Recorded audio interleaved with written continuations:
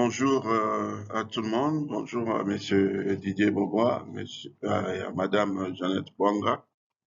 Moi, je suis Monsieur André Clément Onyumbe, chef de bureau à la Dantique. Nos remerciements vont Monsieur le ministre des Finances et le directeur général des impôts qui nous ont donné cette opportunité pour venir vers vous, échanger avec vous sur la facture normalisée. Aujourd'hui, nous allons parler sur la généralité, la mise en œuvre de la réforme sur la facture normalisée, la généralisation aux assujettis redevables. Le sommaire est là. À propos de la réforme, FACNO, les obligations des entreprises, les outils à utiliser, le prérequis de l'émission de la facture normalisée. Et après, la foire aux questions, nous verrons s'il y aura moyen, mais je pense que dans cette histoire, nous allons nous limiter. Le questionnaire viendra après. Nous allons organiser des webinaires qui vous donnera l'occasion de poser toutes sortes de questions que vous aurez besoin. OK. Partie A. La réforme de la facture normalisée. Le contexte. Objet de la réforme. De personnes éligibles. Et calendrier de mise en œuvre qui est le quatrième point.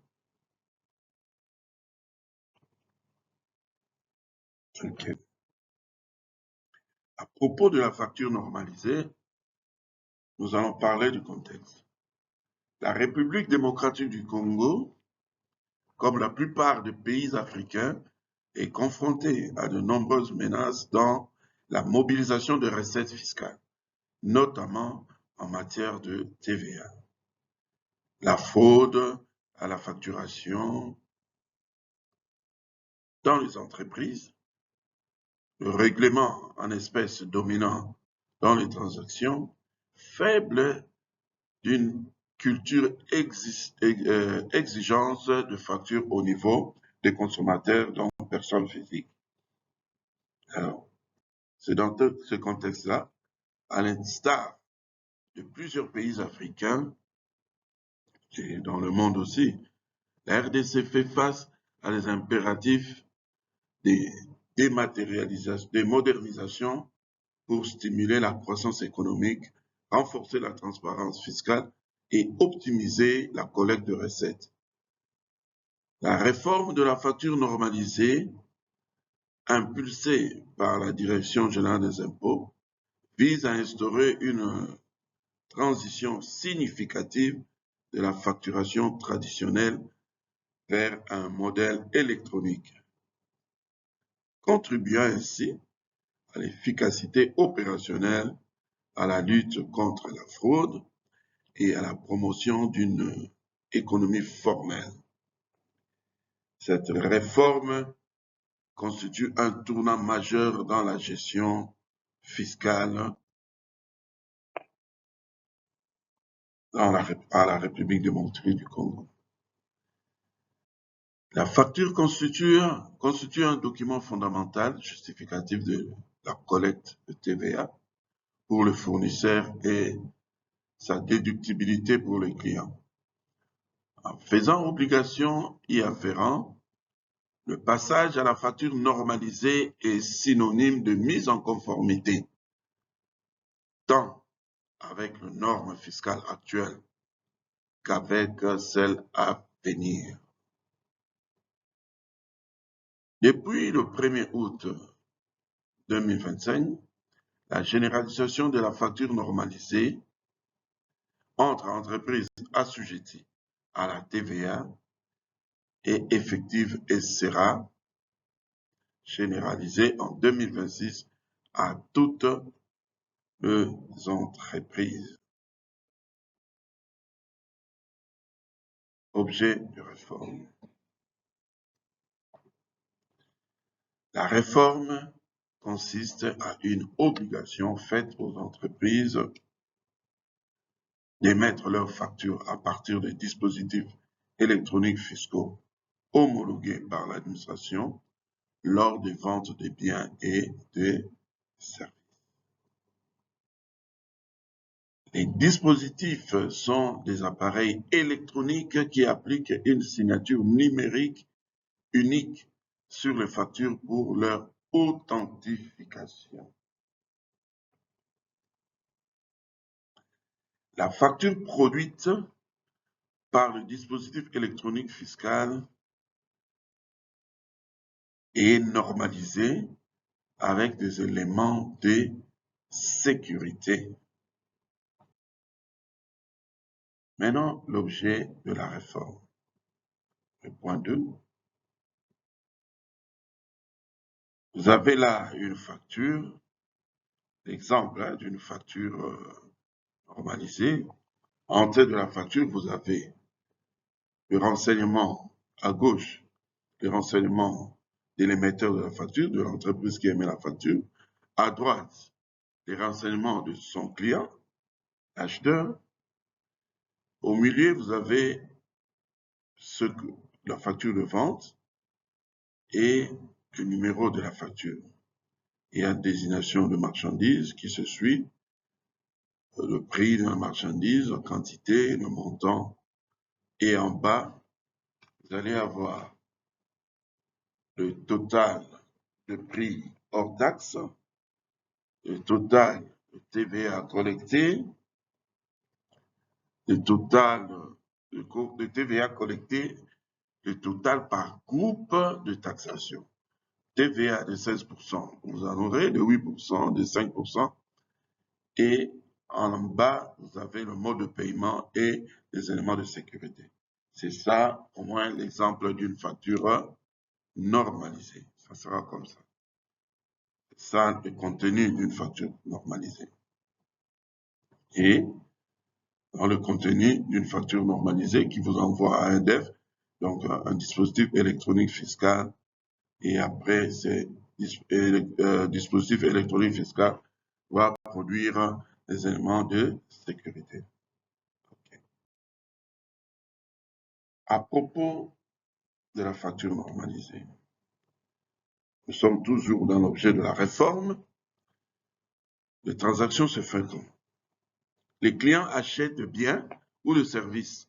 Le vendeur enregistre tous les articles sur la facture en utilisant les dispositifs électroniques fiscaux. Il envoie tout. Le dispositif électronique fiscal applique le code numérique fiscal sur la facture, imprime la facture, envoie les données de facture au serveur, le serveur de la DGI. Le serveur de la DGI traite les données reçues, génère le rapport et gère les DEF physiques comme virtuels. C'est ça le rôle du serveur de la DGI. Okay. 3. Les personnes éligibles. Au terme de l'article 58 de l'ordonnance loi numéro 10/001 du 20 août 2010, portant institution de la facture, de la taxe plutôt sur la valeur ajoutée et des modifications successives depuis 2017 à ce jour, tout assujetti à la TVA, à la taxe sur la valeur ajoutée, j'allais dire, qui livre des biens ou rend des services à un client ou qui lui réclame des acomptes donnant lieu à l'exigibilité de la taxe, doit lui délivrer une facture normalisée produite par les dispositifs électroniques fiscaux ou un document en tenant lieu, sauf dérogation expresse accordée par l'administration des impôts. La facture normalisée ou document en tenant lieu comprend obligatoirement les mentions définies par voie de décret. Ok. On ne peut pas dire que moi, un document tenant lieu qui ne figure pas, qui n'a pas été mentionné par voie de décret, donc il faut bien lire le décret.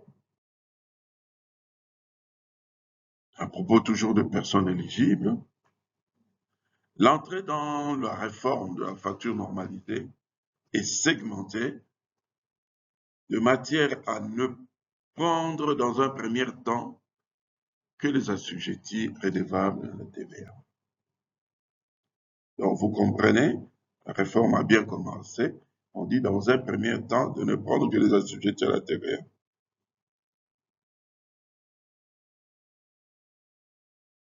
Après, il sera procédé dans un second à l'intégration, dans un second temps, à l'intégration de tous les autres contribuables, petits ou grands.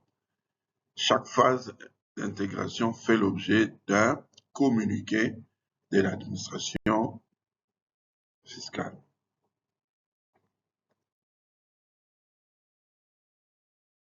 Le calendrier des mises en route.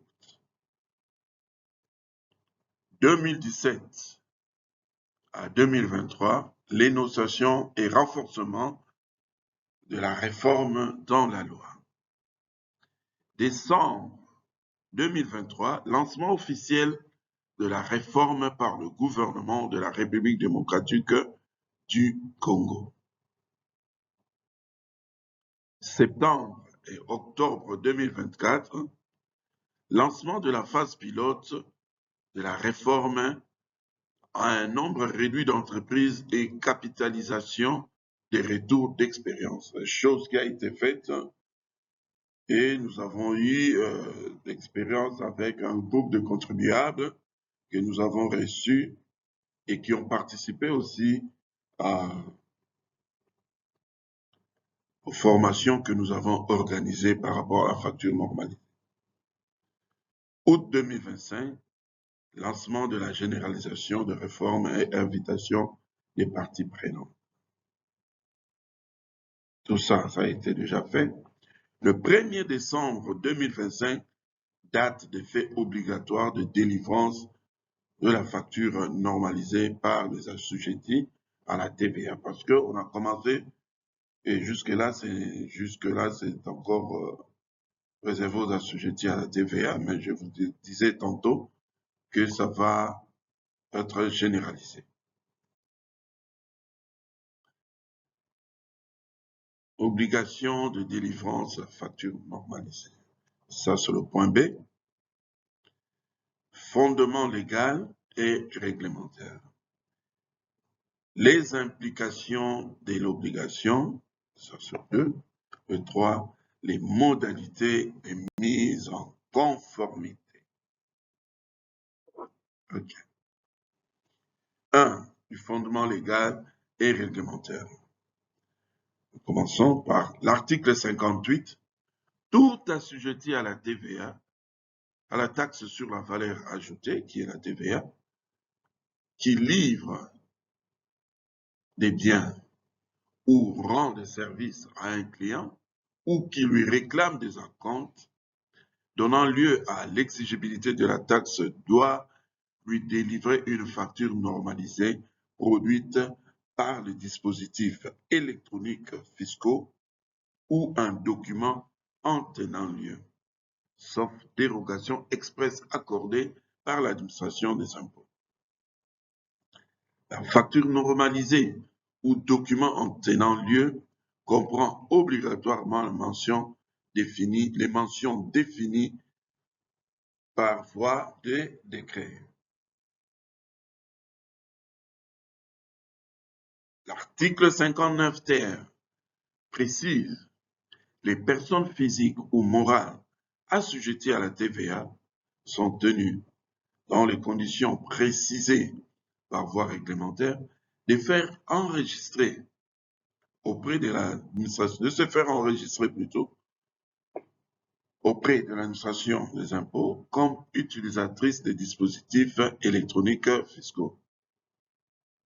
Le point 1 de l'article 59 quater fait mention à toute personne assujettie à la TVA de délivrer une facture produite automatiquement au travers des dits dispositifs lors de chaque transaction. L'obligation générale de mettre la facture normalisée en RDC et les modalités d'application de la loi sont précisées dans les actes suivants. Le décret du 23 octobre du 3 mars 2023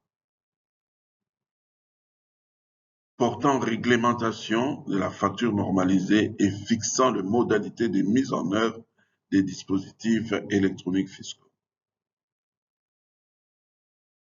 L'arrêté numéro 003 /CAP/MIN Finance 2023 du 23 octobre 2023 portant mesures d'application du décret 23/13 du 3 mars 2023 et fixant les conditions et les modalités d'utilisation des dispositifs électroniques fiscaux et de délivrance de la facture normalisée. Les personnes assujetties à l'obligation d'utilisation du DEF, dispositif électronique fiscal, doivent, en application de l'arrêté numéro 003, acquérir un système de facturation d'entreprise homologué et un MSF, le module de contrôle de facturation, ou une UF, une unité de facturation, selon les cas, auprès des distributeurs repris dans la liste de fournisseurs agréés par l'administration fiscale, faire homologuer leur système de facturation d'entreprise lorsque le SFE est conçu spécialement pour sa propre utilisation dans un délai de 6 mois, je crois. Assurer à ce frais la maintenance annuelle obligatoire du dispositif électronique fiscal par le fournisseur ou son prestataire désigné. Notifier immédiatement à l'administration fiscale et au fournisseur via un de ses distributeurs ou par signalement sur la plateforme dédiée mise en place par l'administration fiscale, tout dysfonctionnement du dispositif électronique fiscal bloquant la facturation au sein de l'entreprise. Placer le DEF dans un endroit qui permet aux machines de capter le réseau GSM afin de transmettre les données au serveur de l'administration fiscale.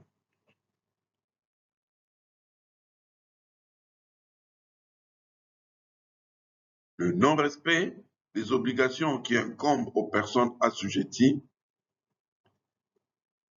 entraîne l'application d'amendes dont les tarifs sont inscrits aux articles 74 quater et suivant de l'ordonnance loi promulguée par la République démocratique du Congo. Notons entre autres la sanction de la non-délivrance de factures normalisées lors des transactions, une amende égale à 5 fois le montant de la TVA non facturée avec un minimum de 10 millions de francs congolais et à 10 fois le montant pour lequel la facture normalisée n'a pas été délivrée avec une amende de 50 millions de francs congolais par facture non délivrée. Donc, vous comprenez que c'est vraiment salé. Il ne faut pas se détourner de ça. Il est mieux de se conformer à la loi.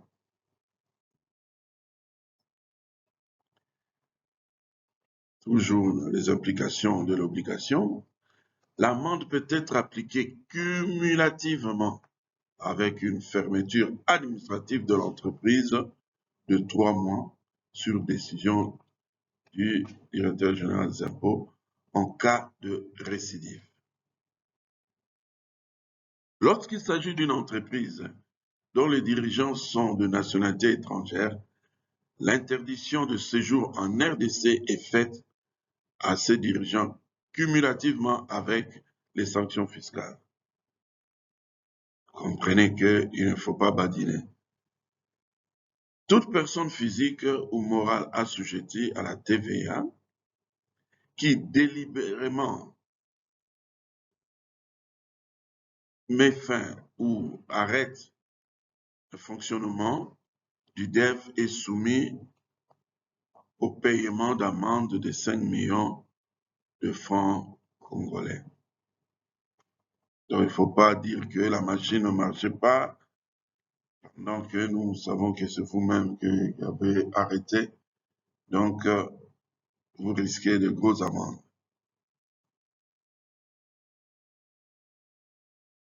Non seulement l'entreprise est tenue de délivrer la facture normalisée à chaque transaction, mais elle doit exiger de ses fournisseurs des biens et services. La facture normalisée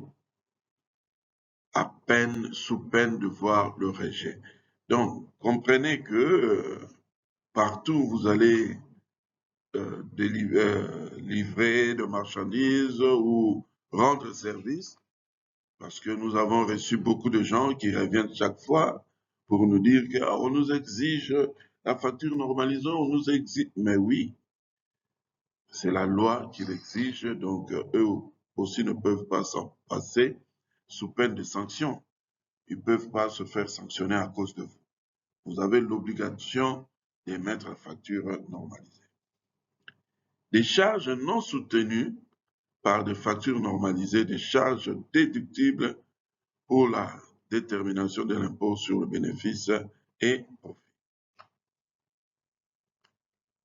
De la TVA portée en déduction en matière de TVA déductible, elles sont tenues également de vérifier l'authenticité de ces factures.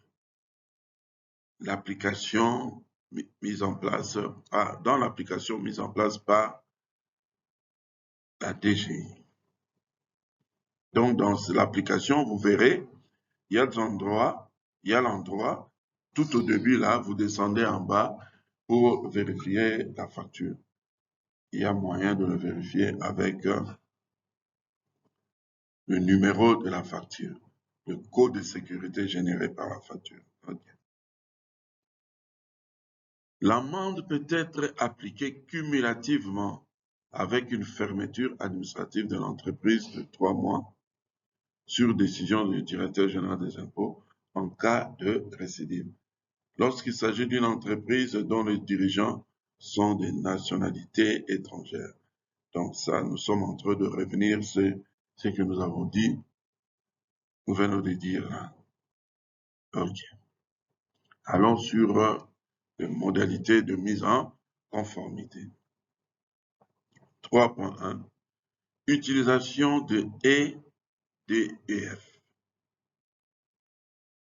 Les contribuables peuvent utiliser des dispositifs électroniques dématérialisés, qui est le EUF ou le IMCF, à condition de respecter les prescriptions de la note de service du directeur général des impôts sur l'inscription des contribuables sur la plateforme des dispositifs électroniques dématérialisés. À cet effet, ils doivent être éligibles à l'utilisation de IDF selon le calendrier fixé par l'administration fiscale. Disposer d'un numéro impôt actif et à jour. Informations concernant son numéro impôt dans le SICDEV. Disposer d'une adresse mail, email valide et opérationnelle. Donc, il doit avoir un numéro impôt qui est mis à jour DIRAF, avoir une adresse mail qui est valide, disposer d'une connexion active à l'Internet pour accéder à la plateforme EDF. Disposer d'un matériel informatique, ordinateur, tablette, smartphone. Disposer d'une imprimante pour l'impression de factures. Disposer d'une autonomie énergétique. Donc voilà tout ce qu'il faut avoir pour entrer dans la plateforme. Les utilisateurs du IMCF, eux, sont tenus de présenter des attestations de conformité délivrées par la DGI pour le SFP qui va connecter à la plateforme de la Direction générale des impôts.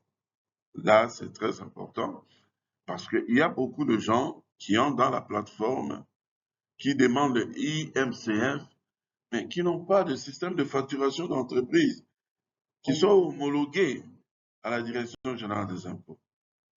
Donc, on ne pourra pas répondre à votre demande.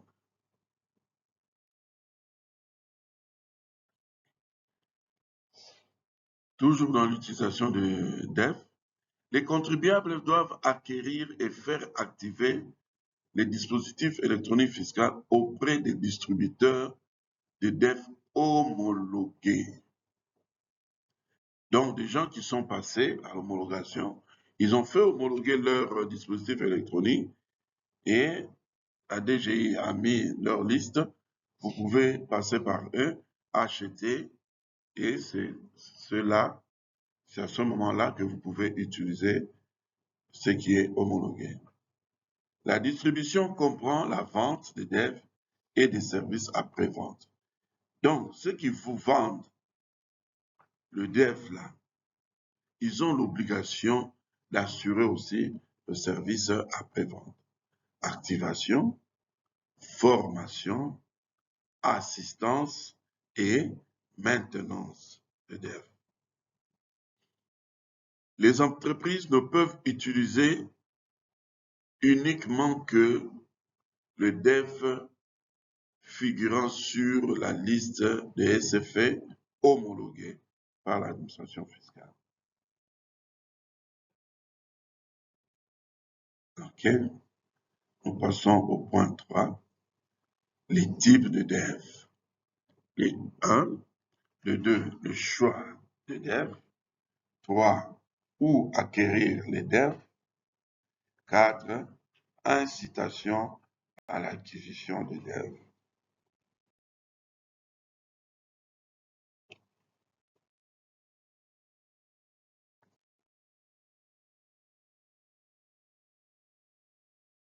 La réforme de la facture normalisée consiste à utiliser les appareils certifiés ou homologués par la Direction générale des impôts et commercialisés par des fournisseurs agréés par elle pour émettre des factures. Ce sont les dispositifs électroniques fiscaux. Par dispositifs électroniques fiscaux, il faut entendre les appareils électroniques ou logiciels homologués dans les spécifications techniques sont définies par l'administration des impôts et qui sont fabriqués ou développés pour être utilisés par les personnes physiques ou morales assujetties à la TVA pour leurs transactions. Article 59 TR. Alors, le 1, le type de DEF. Le DEF qui signifie dispositif électronique fiscal physique. UF, unité de facturation. MCF, module de contrôle de facturation connecté à un SFE. Maintenant, le EDEF, dispositif électronique fiscal dématérialisé. Et UF, unité de facturation dématérialisée. Et MCF, module de contrôle de facturation dématérialisé connecté à un SFE. Et SFE, il faut attendre système de facturation d'entreprise connecté au MCF. Les types de DEF. L'unité de facturation, appareil électronique de facturation conçu pour enregistrer des données de facturation, gérer les articles, générer les statistiques de vente, traiter les factures, fournir plutôt les éléments de sécurité pour authentifier, imprimer les factures et transmettre les données à distance au serveur de la DGI. Caractéristiques principales de l'UF, il fonctionne avec une batterie interne et en absence d'Internet, un clavier et un écran incorporés et imprimante aussi incorporée. Dans les types toujours de dev, il y a le module de contrôle de facturation, qui est un appareil électronique connecté à un système de facturation d'entreprise homologué pour son utilisation. Il est conçu pour collecter des données, des factures reçues des systèmes de facturation d'entreprise, effectuer le traitement des données de facturation, fournir les éléments de sécurité pour authentifier et transmettre les données à distance au serveur de la DGI. Les caractéristiques principales du MCF, elle fonctionne avec une batterie interne, fonctionne à l'absence de l'Internet et nécessite un SFE homologué pour être utilisé, connecté aussi. Les types de DEF toujours, les systèmes de facturation d'entreprise. Solutions informatiques permettant à une entreprise de gérer tout ou partie de son processus de facturation. Notez bien, les logiciels bureautiques et les caisses enregistreuses ne sont pas des systèmes de facturation d'entreprise pour éditer des factures normalisées. Nota bene, les logiciels bureautiques et les caisses enregistreuses ne sont pas des systèmes de facturation d'entreprise pour éditer des factures normalisées. Parce que d'autres viennent nous dire, nous faisons nos factures sur Excel et tout ça, nous calculons. Ce n'est pas ça, le système de facturation d'entreprise. Seul le système de facturation d'entreprise homologué par la Direction générale des impôts sont utilisés pour émettre la facture normalisée par les entreprises.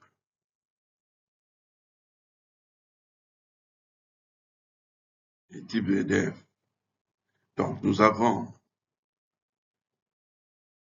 IDF, qui est une plateforme informatique mise en place par la Direction générale des impôts. Le IDF comprend les IUF et le IMCF.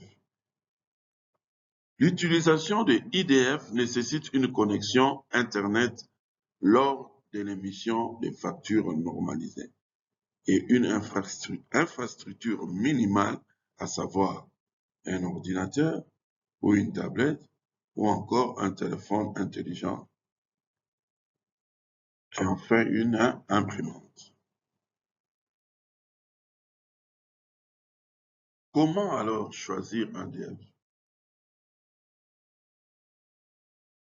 Donc, il faut maintenant voir la disponibilité d'Internet, de l'électricité, Mon type, voire dans son type d'entreprise, mon type d'entreprise permet la facturation différée avec un minimum d'infrastructures ordinateur ou tablette, Internet, imprimante.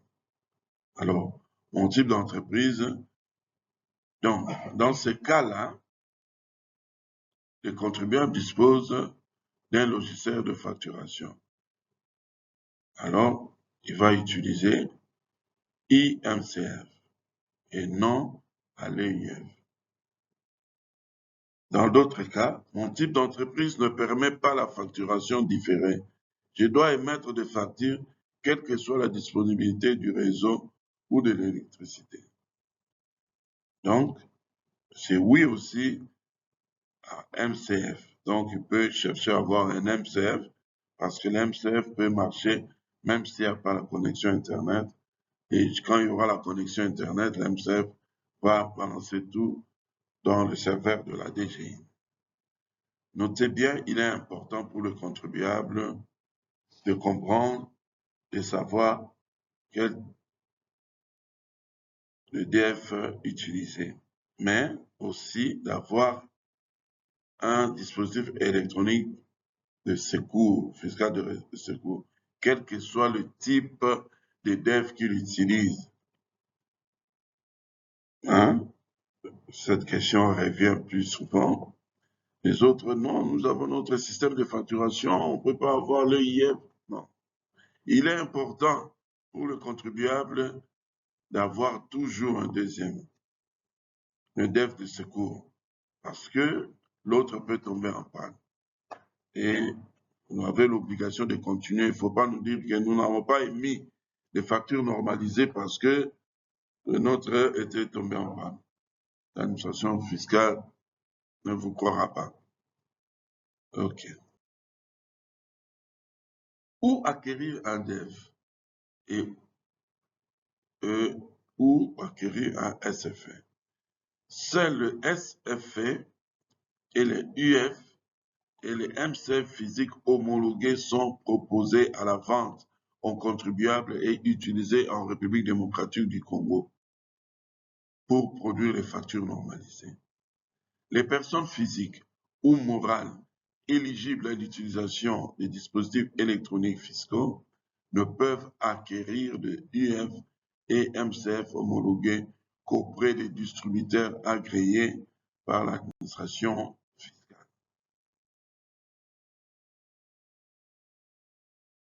4. Incitation à l'acquisition des DEF.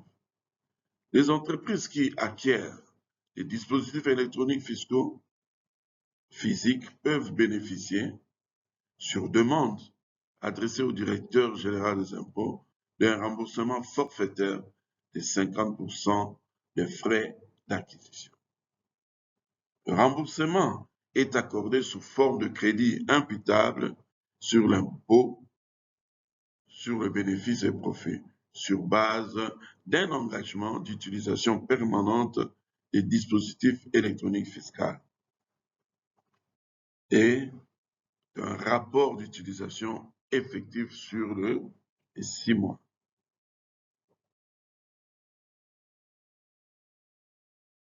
Maintenant, à partie D, les prérequis pour l'émission de la facture normalisée.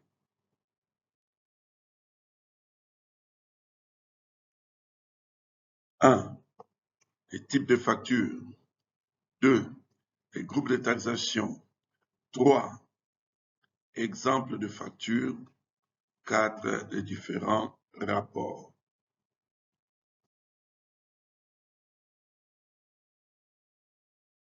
Trois points. Les types de factures. Dans les types de factures, nous avons facture de vente, description, facture toujours de vente, étiquette FT. Facture d'acompte ou d'avance. Facture d'acompte donc, étiquette FT, facture d'avoir, étiquette FA.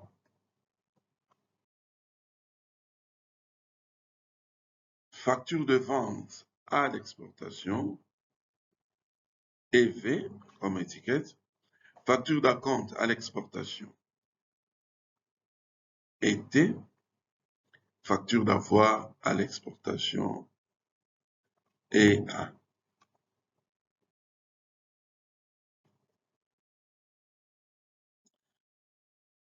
Les réductions sur facture. Les factures d'avoir permettent de constater les différentes réductions. Les réductions commerciales qui constituent les diminutions de prix accordées par le vendeur pour obtenir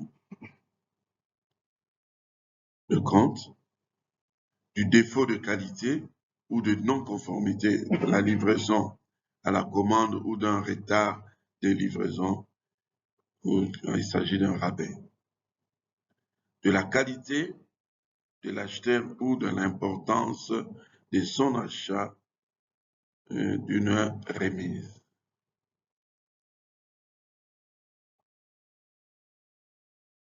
Les réductions sur la facture. Point 3.2. Les factures d'avoir permet de constater les différentes réductions, les réductions commerciales qui consistent à des diminutions de prix, et l'importance des achats du client sur une période donnée. Il s'agit d'une resto. Et de la réduction financière d'escompte qui constitue une diminution du montant à payer accordé par le vendeur pour compenser le règlement anticipé de l'acheteur. Donc, vous comprendrez que pour compenser le règlement anticipé de l'acheteur, peut émettre cette facture. Les différents types de factures, nous avons dit. La copie d'une facture et la reproduction de la facture originale avec la mention copie est obligatoire. Elle doit répondre à des règles de conformité pour avoir une valeur juridique. On distingue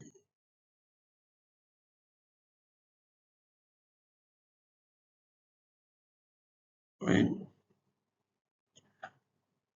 Nous avons parlé de groupe de factures et toute cette distinction. Maintenant, le groupe de taxation. Nous avons le groupe A qui est exonéré, le groupe B qui est taxable à 16%, le groupe C qui est taxable à 8%, le groupe D est imposable au taux de 0% en suspension, le groupe E à l'exportation produit, le groupe F, TVA, marché public, financement extérieur, oui, oui. Nous allons prendre, parce qu'il y a eu de mises à jour qui se sont faites. Voilà pourquoi nous allons répondre. Le groupe A, exonéré et hors champ. Groupe B, ce qui est taxable à 16%. Groupe C, taxable à 5%. Groupe D, le régime dérogatoire de TVA. Groupe E, exportation et opérations assimilées. Groupe F, TVA marché public à financement extérieur, qui est toujours à 16%. Le groupe F n'a pas changé. Groupe G, TVA à marché public à financement extérieur, qui est taxable à 5%. Contrairement à l'ancienne qui était le marché public à financement extérieur qui était à 8%. Donc aujourd'hui, ça a changé. Groupe G, TVA, marché public à financement extérieur, je l'ai dit à 5%. Groupe H, consignation, déconsignation et emballage. C'est là qu'on va le mettre. Groupe I, garantie et caution. Je pense que le groupe I n'a pas changé. Le groupe J, débours, ça aussi, ça n'a pas changé. Groupe K,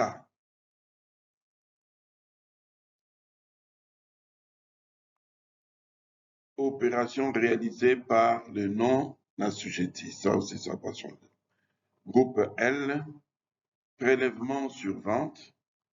Groupe M, vente réglementée avec TVA spécifique. Groupe N, TVA spécifique.